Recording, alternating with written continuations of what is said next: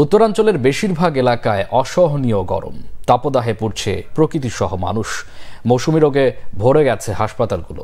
17 দিনে রংপুর মেডিকেলেই মারা গেছেন 399 জন।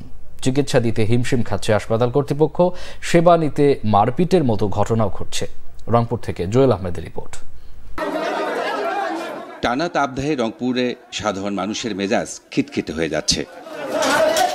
গরমে হাসপাতালে রোগী আর দর্শনার্থীর চাপ সামলাতে হিমশিম খাচ্ছেন কর্মচারীরা। স্ট্রোকের রুগী একটু যাইতে দেন, ভালোভাবে কথা গেল। উনি কাম করে মারি দিল আসিয়ে, আমার বুকের কথা ধরলো আসিয়ে। চুরি করে খাইনি তাহলে তোমার ভালো হইতেছে, সব জিনিস চুরি করে খাইতেছে, সেটা ভালো লাগে তোমাদের? উল্টেছে আমার জামা কাপড় এটা ঠিক করে নিলি। ডাক্তার আছে, আপনারা এখানে থাকেন, ঠিক আছে, আমরা এখন যাই না, ডাক্তারটা বের হয়ে যাক, তারপর আপনারা যান।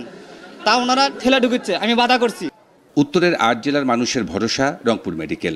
তীব্র তাপপ্রবাহে অসহনীয় হয়ে উঠেছে মানুষের জীবন। হাসপাতালের ওয়ার্ড বারান্দায় গিজগিজ করছে রোগী। কাঙ্ক্ষিত সেবা না পাওয়ায় অতিষ্ঠ তারা।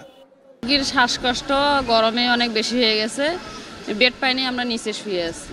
মেঝেতে রুগীরা শুয়ে আছে, এতে করে দেখা যাচ্ছে যে আপনার রুগীরা আরো অসুস্থ হচ্ছে বেশি। সংশ্লিষ্টরা বলছেন, তাপদাহে হিট স্ট্রোকে রোগী বাড়ছে প্রতিদিন।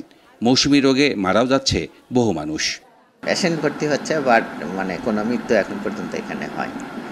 তো আমরা আমাদের সক্ষমতা দিয়ে এই এমনি যে রুগী আসেন দৈনন্দিন যে মৌসুমী রুগীগুলো ভর্তি হয়, এছাড়া যে তীব্র তাপদাহের জন্য যে পেশেন্টগুলো আসতেছে, বিশেষ করে শিশু এবং বয়স্ক, সেগুলোকে আমরা যথাযথভাবে ম্যানেজমেন্ট দিচ্ছি। 12 এপ্রিল থেকে 29 এপ্রিল পর্যন্ত মেডিকেলের 47 ওয়ার্ডে চিকিৎসা নিয়েছেন প্রায় 40,000 রোগী।